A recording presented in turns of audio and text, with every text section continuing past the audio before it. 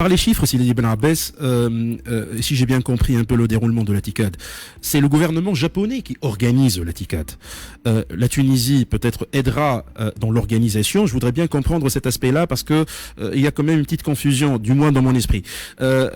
Qui va organiser et quelle est l'enveloppe qui a été mise en place par le gouvernement japonais? Je ne sais pas pour le gouvernement tunisien. Hein, donc pour cette organisation, parce qu'on vient d'écouter les chiffres que son Excellence vient de nous dévoiler. Yokohama, c'est 11 000 investisseurs qui sont venus. C'est 11 000 investisseurs.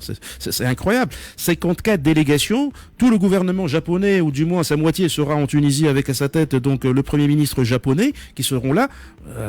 C'est planétaire, je veux dire. Alors, en termes d'organisation, qui va organiser et puis quel est le budget qui a été mis en place si vous avez des chiffres par rapport à cette ICAD? Alors, le budget, peut-être, son Excellence va le dire, peut-être, oui. Dira beaucoup mieux que moi la partie japonaise, qu'est-ce qu'elle a, quelle est sa contribution financière dans l'organisation, j'entends bien.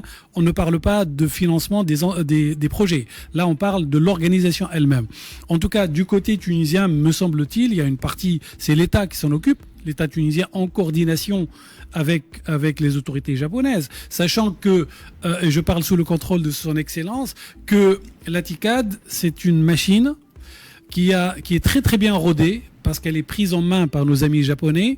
Depuis 1993 à ce jour, ils ont tout un mécanisme de travail et ils impliquent le pays hôte. Parce que jusque-là, il n'y a eu que le Kenya comme étant un pays hôte en Afrique en 2016. Et là, c'est la deuxième fois que ça se passe en Afrique et ça sera la Tunisie.